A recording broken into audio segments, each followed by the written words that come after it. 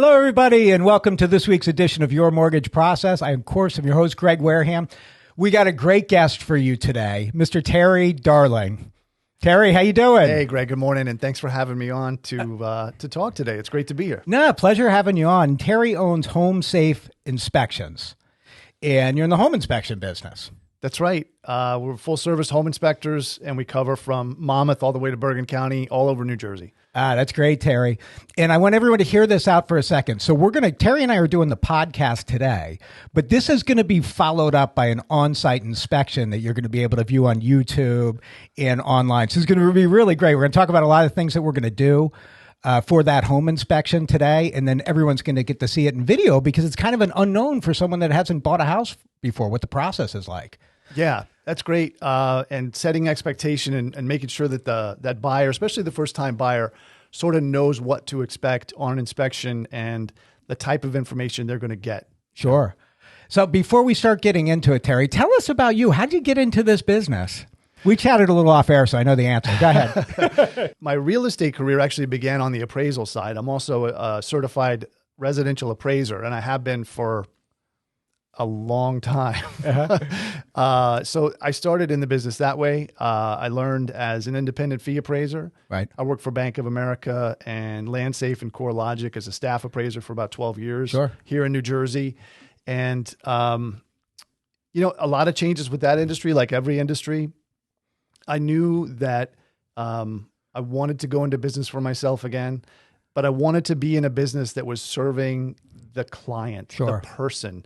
I wanted to be in a business that the client in the real estate transaction found value in. And also gave us a chance to really be in direct contact with that client.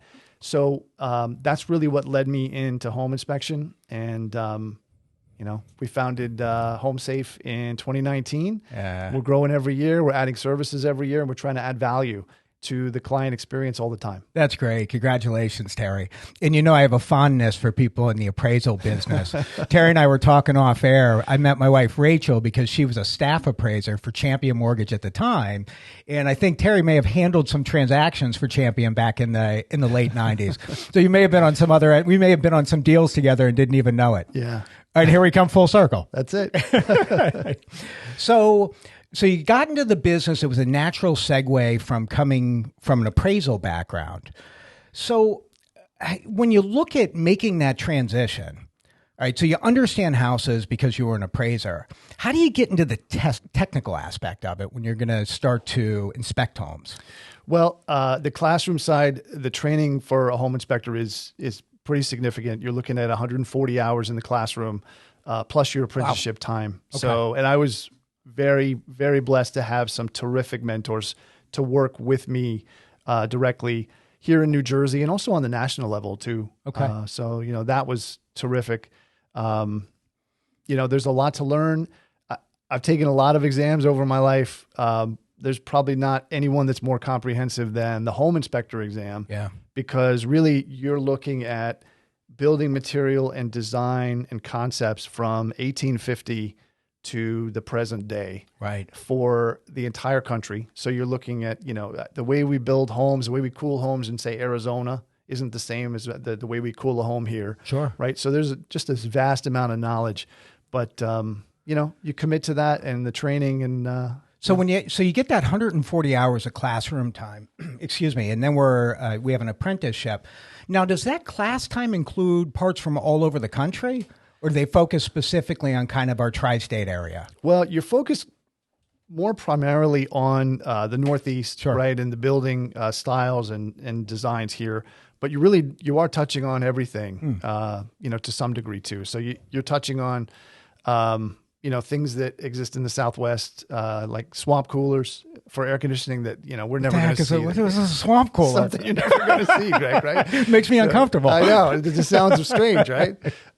So you do have to touch on some of those things too. But okay. But yeah, your focus really was mostly here. So, and that's good. So as a home inspector, what do you think your primary job is? Like, how do you see your role in the process? So, in sort of everything I do, I always think about purpose, right? Like, what's the purpose? What drives you in the big things and the little things in life? Sure. And as a home inspector, the purpose of the inspector is a little bit different than the client's purpose. Mm-hmm. The purpose of a home inspection really is to find defects in the home, report them to the client, and then also teach the client how to operate that house, how to live in that house and operate it going forward so that it's healthy and safe for them, not just right now, but in years to come too. And that's really like our why. Right. But the client side's a little different because a client looks at a home inspection and why does anybody ever hire a home inspector? And this really kind of goes back to why I got into this line of the business in the first place. When you think about a real estate transaction, right? You think about all the things that have to happen. You're well-versed in all those things, right? From the agent to the mortgage, title, appraisal, flood insurance on some properties, right? Yep. All of these things, they're all required, right? I mean, with some exceptions, if you're a cash buyer, you can eliminate the mortgage piece. But for the most part, they're all required pieces of the transaction. Correct. Like if you're getting a loan like a traditional home buyer, all of those things are needed to be done, right? Yes. The home inspection, it's not. Yeah. It's an option, right? For essentially all mortgage products. Right. Optional. I mean, the lender doesn't even usually see the home inspection. We don't want to see it. Right. Matter of fact, it'd be super taboo to receive it because it's too granular for an underwriter to see. Yes. Oh my gosh, what's wrong with everything? Right. Hands up, right? Exactly. So this is the one line of business that nobody needs, but if you're delivering value, everybody should want. Right. And that's well put. One of the reasons that really drove me to it and kind of pushed me away from the appraisal end because clients don't see value in that. Right. But in this, if you're delivering the kind of customer service experience, even if there are no defects or very few defects in a house, if you're giving someone that customer service experience, this is something they should find value in and want to have done. And it's kind of curious because during the pandemic, you saw people passing on inspection because it made their offer more attractive, for one thing. And so I felt like it made us sort of raise our game even more because here a lot of clients are passing on this. You may not be asking for things on an inspection contingency for a repair anyway, or a credit anyway. Why do you still want to have this done? Because you're going to learn so much about that house that it's going to be of value to have a home inspection. You know, it was one of the downfalls of that COVID market, in my opinion, where the home inspection got eliminated in a lot of situations. And it's absolutely critical that people understand the house. You know, I've owned several houses over the course of time. You know, I don't understand how to operate it. But it's fun. Even in my house now, where's that water shut off again? And I love what you hit on with the educational end of it. Because yes, you have to go through the house. We're looking for technical issues, but so much of that as well is the education to the potential buyer of understanding how they operate everything. And for someone like me that can't hang a picture on the wall, I need that. Yeah. Right. I need that. And had you inspected my house, I'd probably still be calling you. Say, where is this, Terry? But anyway, that's fantastic. So we're looking at the educational end of it, the technical end of it. I just want to drill down a little bit on the technical end of it. So when you go into a house, what are you looking for? Like, what's the process look like? Well, there are four major components. Really of every home, the structure and foundation, plumbing and heating, electrical, those are the main things that obviously you're looking at, but the home inspection is more comprehensive than that, of course. Sure. We look at it, when we're on inspection, we always like to sort of overlap. We like to go over things more than once. Every time you see a house, you remember like the first time you see a house, you're there for a couple of minutes. It's like a first date. Yeah. And you're like, oh, it's great. And then you make an offer and you're like, oh, you're going to, marry this house for 30 years after a first date. The second time you're there. I hate the shoes. And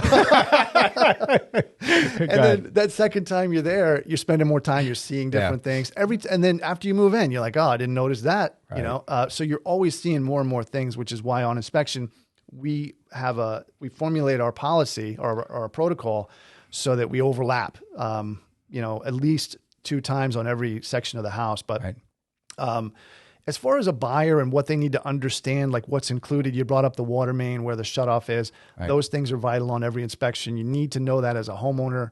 The gas shutoff, where that's located as well. Sure. The electric main panel and shutoff, and then any sub panels are obviously important. I can't wait to have you at my house inspecting it. You're going to be taking notes. Have you write it on the wall for me, please. Yeah. But anyway, I interrupted. All good. So electrical, heating, plumbing, we're looking at structural. What are some, so when you go in, and those are all major concerns. So I know part of an inspection will be some other things as well, just to identify to the potential homeowner. So when you go in and look at structural, what are some red flags that you may see? Well, with structural, in the foundation, you're always looking for cracks, especially lateral cracks and movement in the foundation. Okay. Prior repairs. I just want to clarify that. So lateral, what do you mean by that? So the audience understands. Yeah. So, lateral cracks versus horizontal, there can be a real significant difference in what's actually happening and what's kind of moving. Okay. So, so lateral is going to be, that's kind of the vertical. Right. Right. And then you have horizontal. If lateral is more important, why? What's happening? It's actually really not. Lateral cracks are more common, but oftentimes they're not really too big of a red flag. It's that horizontal or that step crack that can be showing, movement, which can be a bigger concern. Now, is there a certain size of a crack that's a big alarm? Hairline, quarter in it. I've heard all sorts of different things. Yeah, usually if you can get your fingertip in there, it's a little more of a concern. I mean, my home has, foundational cracks too that have been sealed up. So you take a look at them over time. That's why keeping your inspection report's important as well. Yeah. And, because you can look back at your photos and say, because how are you going to know, did that really change over a year or not, Oh, I did. So that's a good reference point to go back and look at. With structure, we always look at prior repairs. Yeah. Sometimes we've seen trusses cut in the attic with the structure where somebody's added air conditioning, an air handler later. They've cut trusses, and all of a sudden... And that means kind of the actual wood, the 2x4s that support the roof, or the trusses. Yeah, okay. And if those are cut, Yikes. That's... Yeah, that doesn't seem like a good idea. No, right. It's not. It's typically not. So foundation and structure is definitely a big one. Mm-hmm. Roofing, of course, everybody wants to know. Right. How long is your roof going to last? I wish I could tell everybody, there's no crystal ball to know exactly how long it's going to last. But I want to come back to roofing in 1 second, but one more question on structural, because it's really important. So if we've identified something that it's not necessarily an issue, but it could be a potential concern. And kind of my experience with that is most things you can fix, correct? If it was really, it felt it was a big deal. Yeah. Right? So I don't know that anything's always necessarily a deal killer. It's just trying to understand what needs to get done. And do we need a structural engineer, or do we need to take it to the next level? Correct. Yeah. Okay. And even with structure, almost everything can be fixed. There are very few homes that, you go, there's, nothing you can do here. Right. In fact, we've never really had anything like that. So, but a client, a buyer can hear, structure, and, it's an alarm. It's a red flag. Exactly. Oh, my God, the structure. It's going to collapse while I'm sleeping. But a lot of times it's, a cracked or broken joist. Right. And it's pretty easy to just sister that and fix it. And it's really not even all that expensive and pretty easy to do. So, whatever the information is, how you give it to the client, how you explain it to them, it really goes a long way, because you just tell someone, hey, broken joist needs to be replaced, you could have somebody running for the hills, when really, if they understand how it's corrected and know that it's really not that big a deal, the repairs, nothing that can't be overcome. Right. It's the information with it. Yeah. And coming back to the roof, because that's going to be a common one. That's what the average person like myself would say. Yeah. Hey, how long is this roof going to be good for? How long is the HVAC system good for? Right. We want to know that. So when you look at a roof, what are some of the telltale signs of longevity of that roof, remaining longevity? Well, with a roof, we always try to find out in a disclosure, when it was replaced last. Okay. But again, some people don't always know. Some people may not be, completely forthcoming. Yeah. So there is that. Architectural shingle roofs, the modern day asphalt shingle roof, they do show their age really well. Right. It's hard to tell if one's 5 years old or 15 years old. As opposed to the old 3-tab roof, you kind of had a better idea because of the way they aged. The good news with the architectural shingle roof is it's a 30-year roof, you know, if it's installed correctly. So you usually get a lot of life out of them. You know, with a roof inspection, we either walk it or we fly it or we do both. You know, if we can do both, we'll certainly do that as well. I always like to walk a roof if we can, because you learn, you know, you're on it, you know, you're going to learn more about it. But you're a braver man than me. So you're walking around on the roof. I had to change the floodlights that are up in my roof, and I shimmied off up on that roof and I changed them. Yeah. And I'm like, oh my God, I'm going to die. How am I going to get off? And I kind of down on my belly trying to get out. Anyways, I don't mean to digress. So, but it's common though for you to use a drone to look at the roofing. Yeah, the drone's been great. Okay. You know, it lets us go places that we just normally couldn't go for safety reasons and, you know, different things like that. So it's terrific, and you know, clients love it because you get great footage from all angles. So yeah, that's great. Yeah. Now, how about from an electrical standpoint? What are some of the main things that we're looking at? Yeah. So with the electrical portion of the home inspection, obviously we're going to operate all the fixtures, switches, you know, everything we can operate in the home, we will. But we look at the electrical system at the panel, at the service entry, and then also at the panel too. So we take the panel cover off. We're going to inspect the inside of it to make sure it was wired properly. Some of the most common defects we find are double tap breakers, double tap neutrals, where a breaker has two wires, you know, attached to it where it should only have one. Okay. Things like that, you know, a homeowner's just not going to see. And also, you know, if you bring, you know, dad or Uncle Joe, who's a contractor, they're not going to take the panel cover off for you. You know, they're not licensed and insured as an inspector to do things like that. So those are things that you're going to miss if you're going to, you know, choose to skip on the inspection.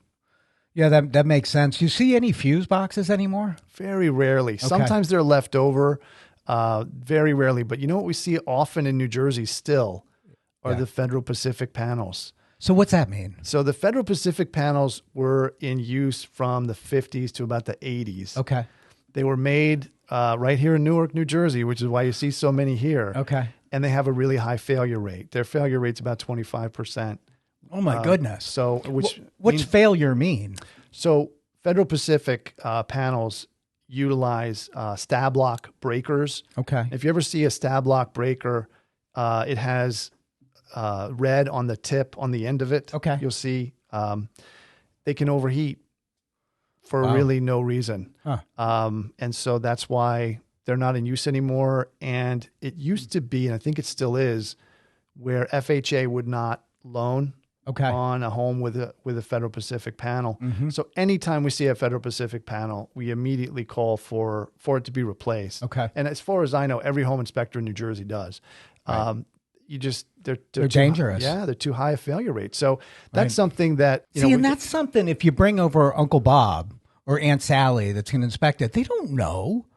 They may not know. Yeah, I mean, it's unless that's what you do, right? And that's one thing too that our realtor friends too, when they're looking at a listing appointment, you know, to take a listing, as you're kind of walking through the house, if you see something like a Federal Pacific panel, that's something you can, you know, counsel that client on and say, listen, we're going to have to look to either replace this or a buyer is going to look for a credit for this. So, you know, keep that in mind as you're getting ready to list the house. It wouldn't be a terrible idea with permission to be able to take a picture of it and send it to you. Yeah, right. Absolutely. So at least you can kind of take a quick look at it. And if they have a question or a doubt, then, you know, we can help out without even having to make a site visit. Sure. You know? So I wanted, something else popped into my mind with that. So as a home seller, is it a good idea for me to get an inspection done prior to listing my house for sale? That's a good question. And just yesterday, we got a call from a client who booked us for his mother's house.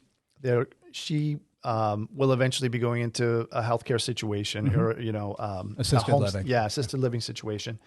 And so he's looking down the road to do that later this year. House was built in 1860. Ooh. It was a cider mill. It was used as a cider mill when it was built, and it's been converted to a house. He lives in Connecticut, so he's not the everyday user of the house. And those are the typical client for a pre-listing inspection is someone who's not the everyday user. So someone who's inheriting or a landlord who had a tenant occupant who's not there every day. You may not really have the kind of understanding of what issues the house may have.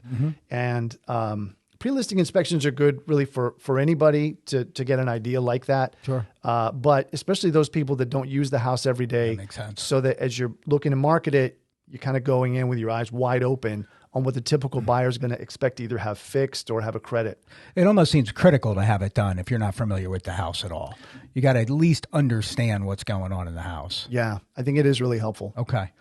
Now, I want to jump back over to like heating and plumbing and all of that. So what do we look for? How long is my air conditioning unit good for? Yeah. So we do look at all those things. We'll test and operate everything we can. Yeah. And then we'll also report on the age. Right. Right. You can never guess, right? You can't look in the future and go, oh, this is going to last, however long, it's going to be 5 more years. Right. Because, some units, I bought a house in 2007 and the water heater was 29 years old. And it was working great. It shouldn't have been working anymore. Right. And it was the first thing I replaced before it went out. Right. But, a water heater typically lasts about 10 years and that was going on 30. So, with proper maintenance and a little bit of luck, things can last a lot longer than they should. Right. But that doesn't mean you shouldn't be prepared to replace it. Right. And so that's kind of how we counsel people. Your air conditioning unit, you can expect it to last about 15 years or so.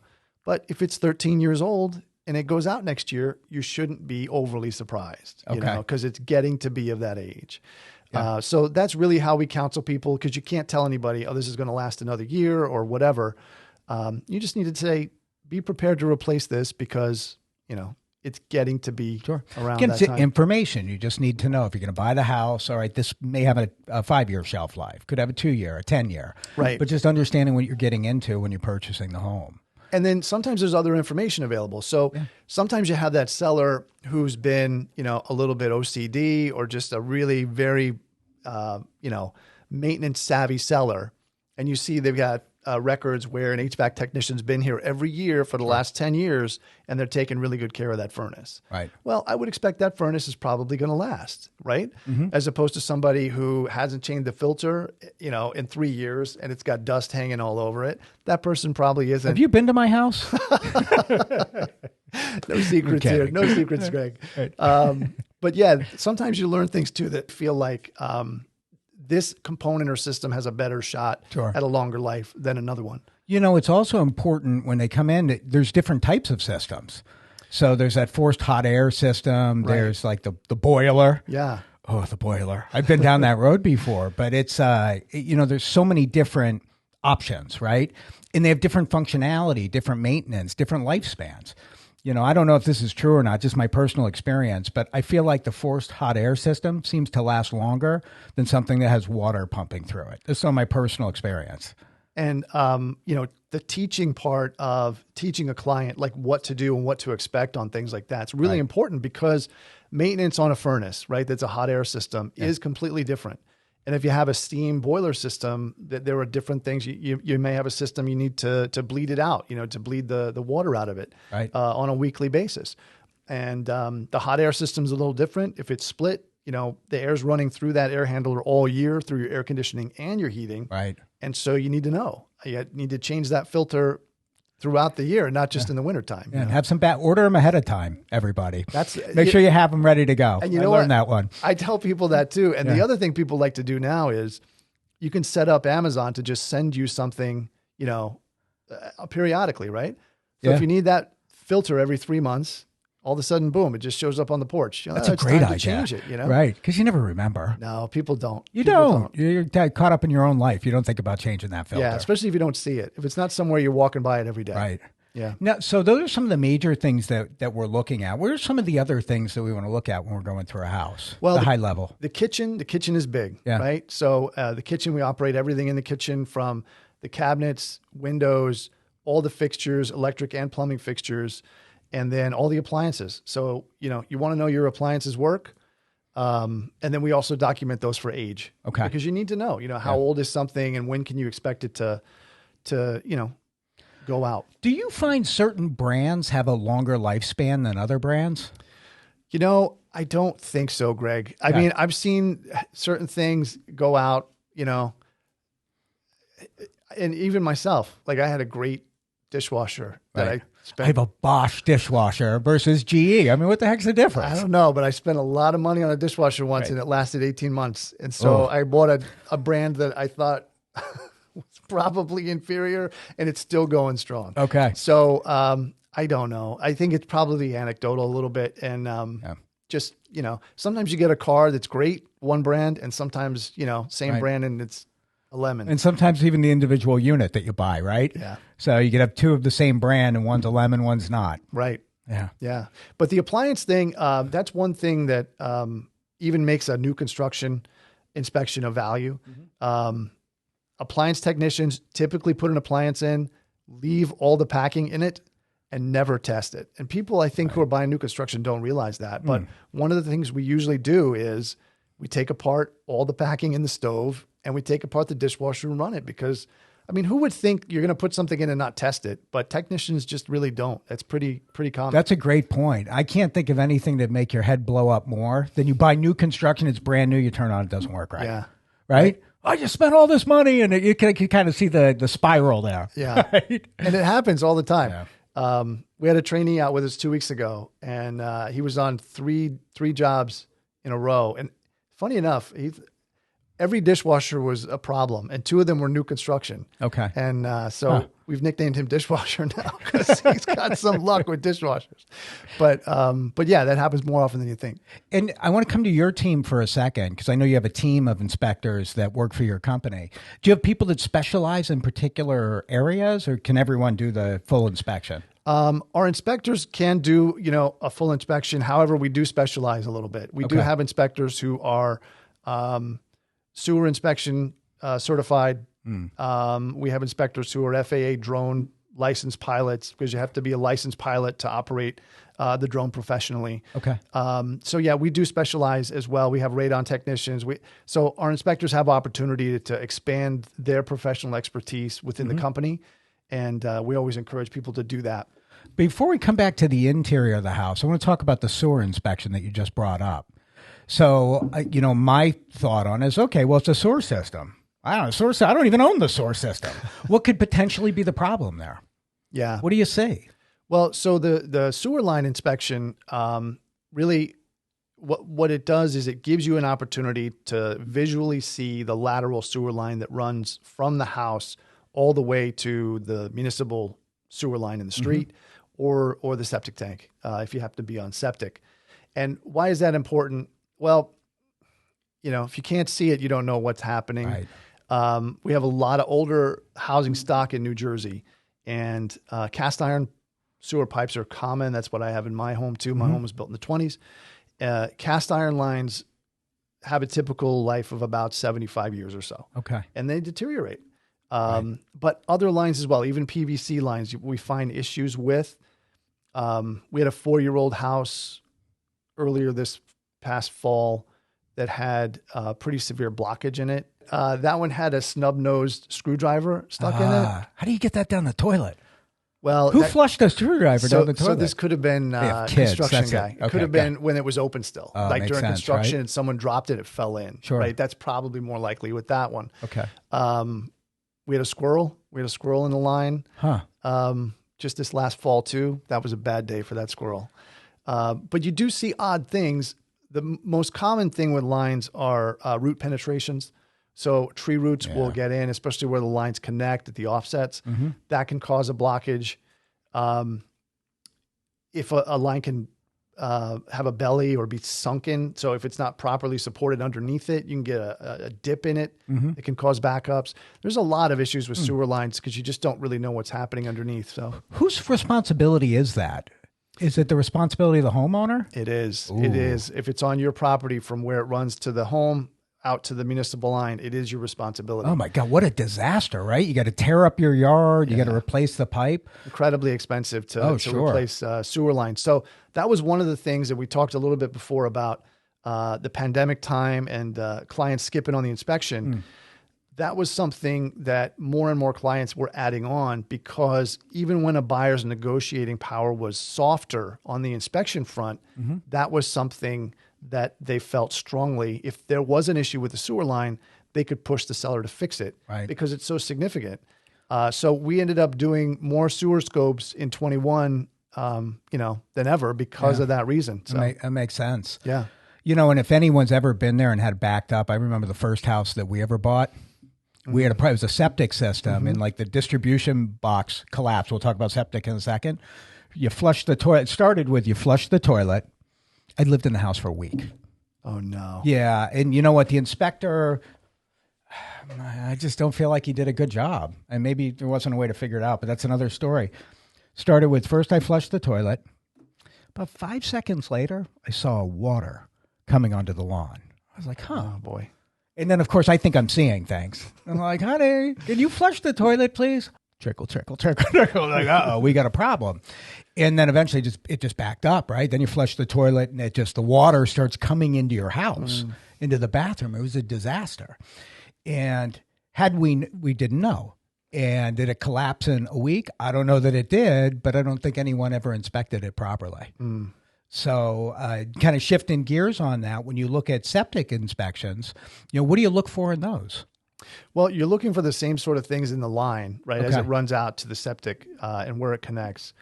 And with septic, I mean, the condition of the line, the material of the line is very important. And then when you say material, like PVC pipe? Right, yeah, what it's really made of. And then with a septic system, we always recommend to have the whole system looked at too, which really you're going to open it up and look at the septic itself. Leach field, all those things. Yeah, okay. Right.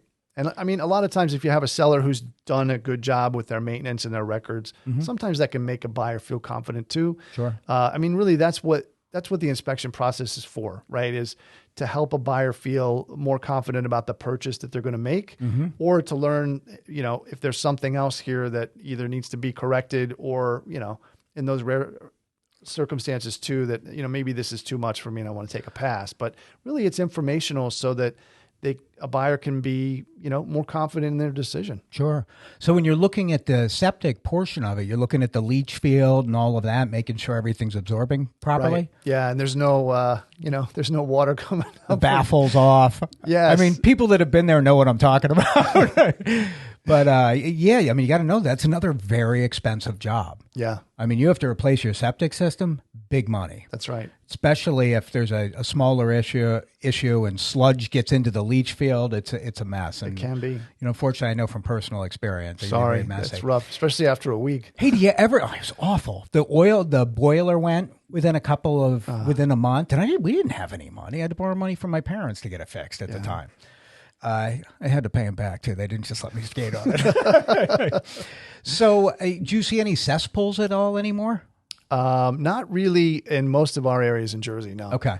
Yeah. So we were up in Sussex County at the time, so you probably see more of them up there. All right, so Nick's question is, how about oil tanks? Do you do an oil tank sweep, or do you recommend it for everything? Yeah, we really do. Yeah. In New Jersey, oil tanks were really common. And even with a new construction property, if you're not sure what was on that property before, an oil tank sweep to indicate anything that might be an underground storage tank is the best way to protect yourself and your investment. What's it, like a metal detector? It really is. Okay. It's like, it's a big time metal detector. The oil tank inspectors also look for other things too, as far as like lines that were cut where they penetrate into the basement, through the wall, things like that. And then our inspectors can, test for leaks if they find a tank as well. A lot of tanks, we just had one in Jersey City where we found the tank. They had filled it with sand in the 90s. That seemed to be common, right? You just cut it and fill it. That's right. But, the typical buyer now, that's not really adequate enough because you still want to make sure you're protected. I tell people, you want to protect that investment. A home inspection is a good way. The oil tank sweep is really even a better way. If you have an oil tank that's leaking, it gets into the groundwater, it's carried to neighboring properties, that homeowner is responsible for the contamination on any of those properties. Right. It's potentially, tens or hundreds of thousands of dollars. So, an oil tank sweep is the best thing you can do to protect yourself. Sure. I wouldn't buy a property in Jersey without a tank sweep. Yeah, no, makes sense, Terry. We're going to go to a quick break. Greg Wareham, Terry Darling, he's a fantastic name, by the way. We're going to come right back at you and wrap up. Sounds good. All right. Thanks, Terry. Hey, welcome back to Your Mortgage Process, everybody. I'm Greg Wareham. We have Terry Darling with us today. You know what, Terry? I'm going to spare you the Zsa Zsa Gabor thing, and you must have gotten that a million times. Yeah, right? Definitely so. But hey, listen, when people remember your name, it's a good thing. So great. You'll take it. You know, it's funny when I told Rachel that I was talking to you. She goes, "I know Terry Darling. I love his name." So I want to talk a little bit about the radon inspection. So what's that process look like? And why is it important? Yeah, so really, I mean, that's good. You get back to the why there. Yeah. So radon's a naturally occurring radioactive gas, and it's everywhere. It's everywhere all over the country. Right. Even outside, you're out on the sidewalk, you're going to inhale some level of radon. Mm-hmm. So when a seller says, "Oh, you're not going to find radon in our house," there's radon in every house. The reason we test is you want to know if it's at a level that is dangerous to your lung health or not. Sure. Behind cigarette smoke, radon is the leading cause of lung cancer. Really? And, I was in radon class 2 weeks ago. I learned that if it weren't for gun deaths and cigarette deaths, radon would be the largest killer of human beings in the United States. Oh, my goodness. So, radon is important. And that's not to scare everyone. It's just to understand. Yeah. Right? And so about 25% of homes in New Jersey have a high radon level, meaning above 4.0 picocuries per liter, which is what the EPA says we should mitigate at. Okay. How to make it easy to understand, 4.0 picocuries per liter, if you're living in a house with that level of radon, is about equivalent to smoking about 8 cigarettes a day. Okay. Right. So imagine, if your 3-year-old were living in that house. Right. That's not what you want. Right. Right. So you want to test for that and know. The other things with radon too are, how you use the house. We were just talking before, I have a basement office in my house. Right. And I heard it has great drywall.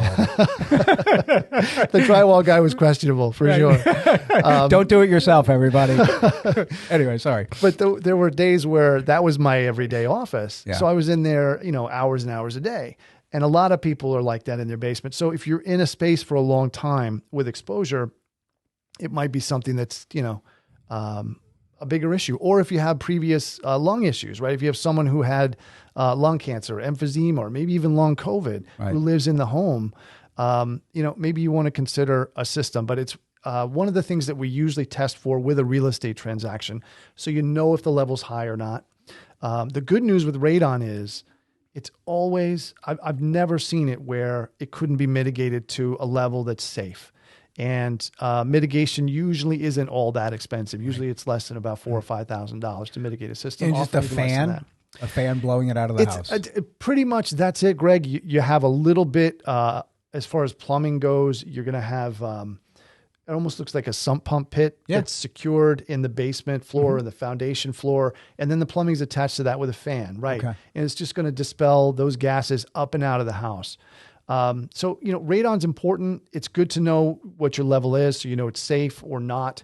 But it should never be something that kills the deal on a house anyway, because it, like everything else, it can be fixed. Yeah, it can be fixed, and it occurs everywhere. Yeah. And it would accumulate in the basement because it's in the earth, right? Right. Okay. So really it's coming up through the ground, and it's coming through cracks and holes in the foundation floor, sump pump pits, things like that. That's why it's different everywhere. I mean, the radon in my house is about 1.2. Okay. I test it every other year, and I've tested about 8 houses on my block. I live in Union County. They've all been between 0.8 and 1.3 or 4. There's one house, it's 4 doors down from us. It's 3.9. It's just the randomness of where they are in the earth. That's it. Radon doesn't know where your property line begins and ends. It doesn't care. So. Hey, Terry, what's the most common problem that you see? Probably the most significant issues we see are with roofs and with structure, because those are things that can be very expensive. As far as the most common problem, it's probably just routine maintenance things, like a loose handrail or a missing handrail or something like that. And we see a lot of electrical deficiencies because people can do some of their own electric. They'll put in their own outlets, things like that. Right. Maybe electric hasn't been updated in a long time, so it's not up to code anymore. I think electrical deficiencies are really common. We find them on almost any home. And again, they're not deal killers. It's just understanding what the issue is and does it need remediated. Correct. Right? Yeah, that's and it. Understand what you're getting into. Right. So when you look at doing the overall inspection, what kind of time is associated with it? You come in for 20 minutes or you're there for 2 days? That's a really good question, especially for a first-time buyer who doesn't really have their expectations set right on time. But time, we counsel people budget about an hour per 1,000 square feet of the home, right? So 3,000 square foot home, you're looking at about 3 hours for the home inspection. Now, if you're going to add additional services, if we're going to do a sewer inspection for you as well, that's going to take a little more time, right? So you add time for that. But about 3 hours, for your typical home, 2.5 to 3 hours. And we always encourage people to be there for the inspection. You can learn more that way. It's probably your biggest chance as a buyer, or your first chance to spend significant time in the house, right? You go to that first showing, or you go to an open house and it's like you're there for 15 minutes. Right. It's like you go on that first date and you're like, hey, let's get married after 15 minutes. So at the home inspection, you're there a little longer, which is nice. We always encourage people to be there, but we encourage our clients, if you can be there for the second half of the inspection, it's more important. If you can be there for the entire time, that first part of the inspection, you can take that time and spend some time with the house, right? You've got a chance to maybe spend a little more time than you have. You can think about where your furniture can go or what new furniture maybe you need. We're not going to have all that much information to give you originally anyway, until we test the components in the house. We can't just show up at a house, pull up, look at it, and tell you everything wrong with it. Well, we got to test it, right? We got to go through the things. So what we do is we start in the basement, really. We start on the outside, but once we go inside, we start in the basement where the major components are. Right. And then we work our way up throughout the house, inspecting it. And then what we like to do is bring the client in with us and go over everything backwards. Okay. We'll start at the top of the house and we'll go back down through the house together, explain everything, answer questions, talk about maintenance things. We do it that way for a couple of reasons, Greg. And one is it does give the client a chance to go through the house, right, and spend some time on their own. Sure. But the other thing is it puts our eyes as inspectors on everything at least 2 times that way. Right. And you're a lot less likely to miss something significant if you're looking at it a second time.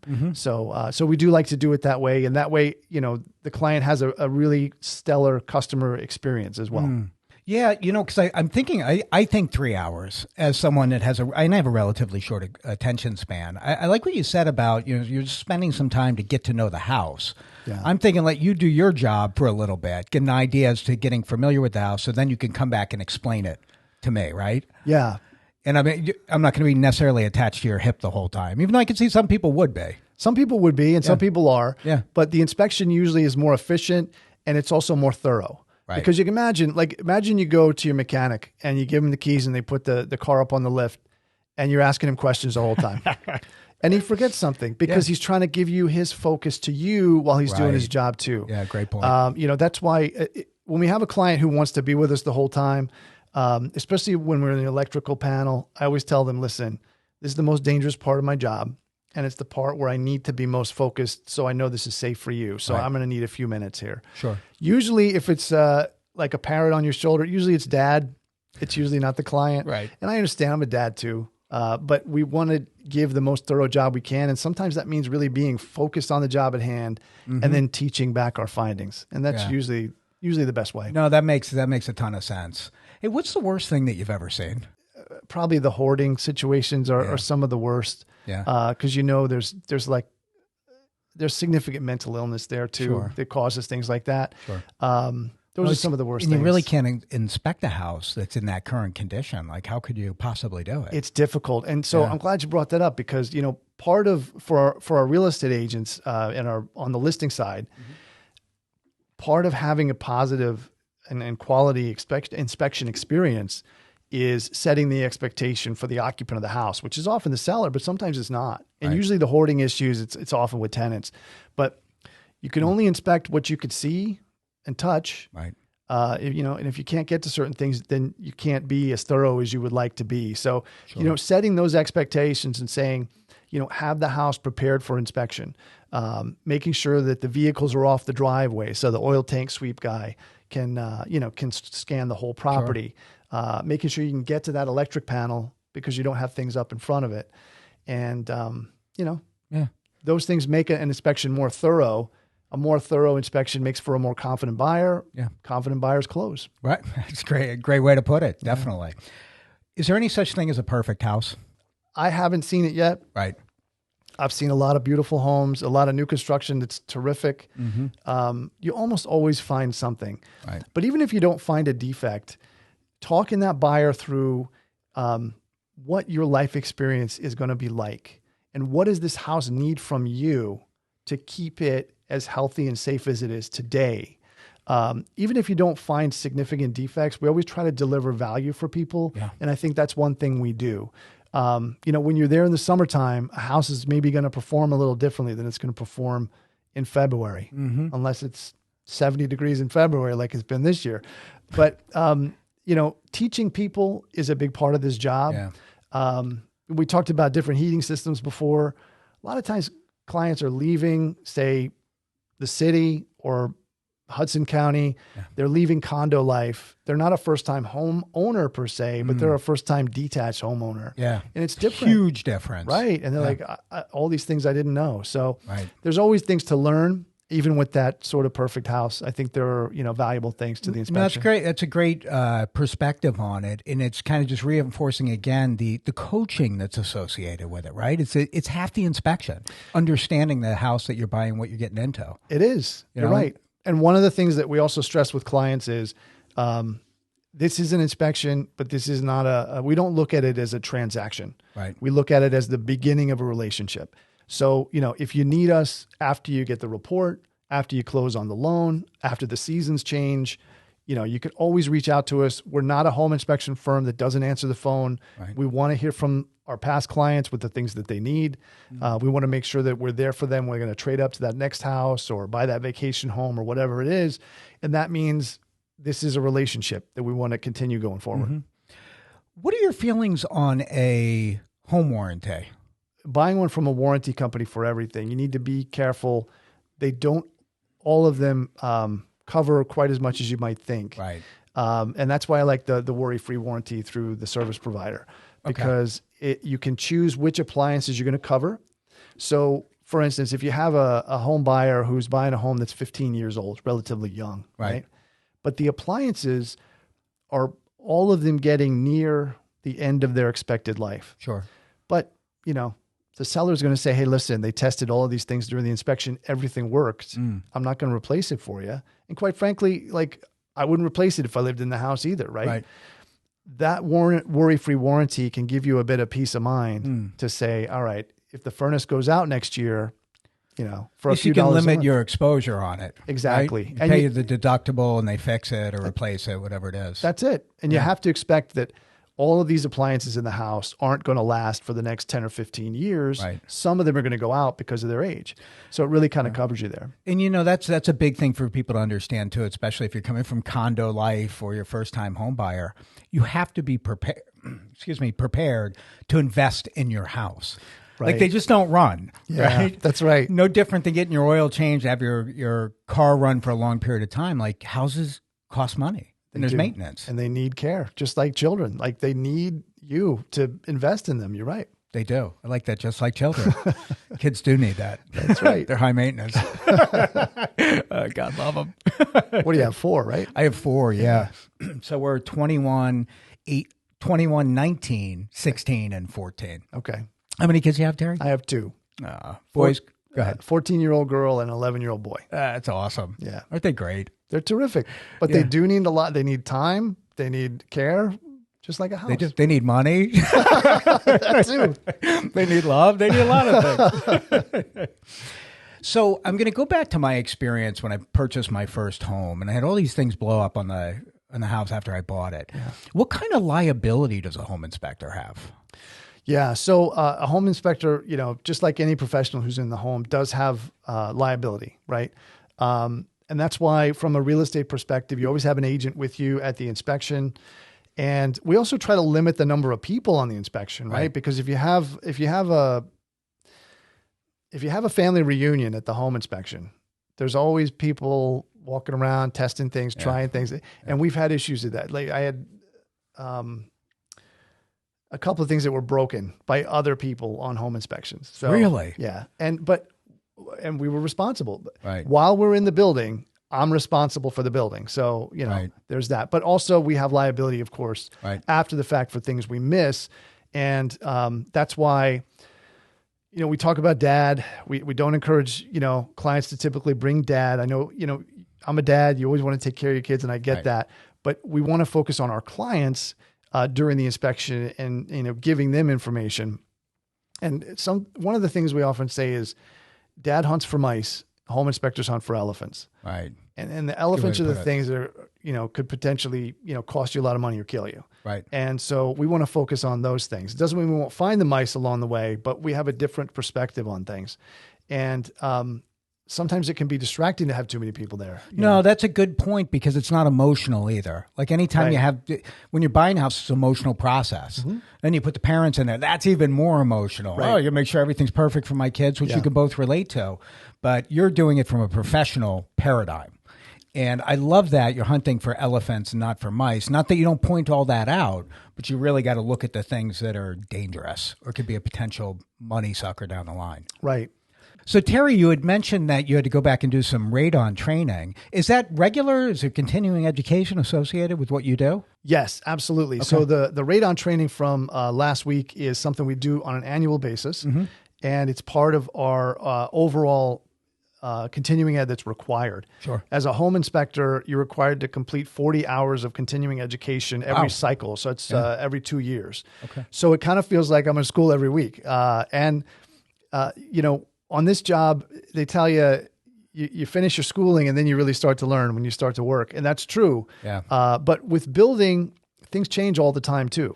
Building code change, practices change. So we're constantly learning new things. And yeah. I got another question that's popped into my head was, I know you know everything, but if there's something you were gray on, what kind of resource would you go to get the answer? Yeah. So there are certain areas where I'm looking to improve my expertise, this year, and our inspectors are the same way. We really encourage the inspectors to look at the different things where they want to, improve as an expert. Right. So we're members of the American Society of Home Inspectors, and through that, they offer specific certifications and classes where, you can become an expert on decking per se, or really any of the components of the home. Sure. So yeah, those are some of the ways that we specialize. You can go from general practitioner to surgeon in particular areas. Yeah, there you go. That's well put, Greg. Yeah. Terry, what do you think's different about your company versus other companies? Well, one of the things is we do look at it like this is a relationship, not a transaction. And we try to build what is a customer service experience. Right. We look at it like this is not a home inspection company. This is a real estate services company. How do we do that? A couple of different ways. We try to give the client the top-notch experience from start to finish. So when they call or click to book their home inspection, from booking to availability to inspection process, report delivery, and everything along the way. One of the things we do is we try to build a company that can serve all your needs in one place, right? So you may need multiple inspections. Beyond the home inspection, you may need sewer scope inspection, oil tank sweep, radon testing, all of those kind of things too. So we try to make it convenient for the client and for the real estate agent, so you don't have multiple inspectors coming in to schedule over multiple dates, and you can book everything with us with just one call or click. That's great. Just a one-stop shop. Yeah. High level of concierge service to dealing with everybody. That's it. Yeah. So could you give us a couple of tips? So whether it's the consumer or if it's real estate agents, what are some tips about home inspection? What should people be looking out for? So a couple of tips for the inspection for inspection day is make sure the house is ready. Right. Make sure it's ready for inspection. It's better if the seller can vacate for the inspection time, usually. Not that sellers can't be helpful too. Sometimes they can point out things that are hidden that, make it go faster. But overall, it's better not to have the seller on site. And there's nothing wrong with that, Terry. Go ahead. It's funny. Sometimes I had a seller once, he kept turning the heat off. And I'm like, I got to test the heat. But he kept turning it off and I was chasing him around the whole house. So some of Back that. to tips, yeah. Make sure the vehicles are off the site, so the oil tank sweep can cover the entire property. Mm-hmm. Make sure animals are off the site. Dogs can be a little distracting to home inspectors sometimes. Imagine. So there is that. And then also clutter. You want to be able to reach everything. A home inspection is what's visible and accessible. Sure. And so if you can't reach the electric panel, you're not going to be able to get to it. Yeah. Obviously, those are things you want to learn. So making sure the house is ready for inspection is definitely one thing. And then setting the buyer expectation is really important. That's some of the things we talked about today. How long is it going to take? If I can't be there at the beginning, does it really matter? Is that okay? Are you going to be there to answer my questions later? Can we have a FaceTime? During the pandemic, we had buyers that didn't show up to inspection a lot of times. Right. And so, we'd FaceTime with them during the inspection. Mm-hmm. So those things are all really important. How to conduct a radon test. What are the conditions of the house for radon? So those are some of the things we always counsel with people too. And then, clients often want to know, should I buy the house? Ooh, that's a question for, really for your real estate professional, not something that the home inspector is going to answer for you. And why is that? Well, there's so many factors, right? When you buy a house, right? Like how much are you putting down? What's your interest rate? What's driving you to buy this house as opposed to a house down the block? What are you paying? Like these are all things you could buy any house. Way too big of a conversation. Absolutely. And so we counsel all of our inspectors, you're going to be asked that question by clients. You get asked that all the time. A lot. It's often, but you have to know how to handle it. And that's a question we don't really answer. Right. They have a real estate professional. Our job is to give them information and help them have a level of confidence in the house or in the things that need to be repaired in the house. Right. And then, they're going to make those decisions based on all the information that they have that we don't. Right. Makes sense, Terry. Now, if someone needed a home inspection in their consumer or a real estate agent needed to call you to talk about the home inspection process, what's the best way to reach out to you, Terry? So a couple of different ways. One is our office line. We've got staff available 7 days a week. Yep. And that number is 908-325-3600. And then you can always follow us on Instagram at Home Safe Inspectors NJ.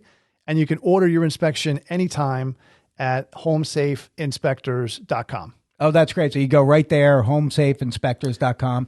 And if someone went to that site, they'd be able to reach out to you or someone on the team as well? Yeah, sure. You can contact, there's contact, availability through that site. Great. You can also see our availability. So if you're looking for an inspection on a certain day, you can go in and see when we've got availability, if it's on the day you need, and book us that'd be handy for a real estate agent trying to work in conjunction with the buyer. Correct. Yeah. If you have a buyer who only has 1 day off a week, or they're flying in to see a property, and they only have 1 day, sure, check it out and see what our availability is, and we can line it up. That's great, Terry. It's a pleasure having you on the show today. Thanks, Greg. Yeah, it sure was. It was a great conversation. My pleasure. Great. Look forward to doing that inspection with you in the future. Me too. It's coming down the pipe. Pay attention.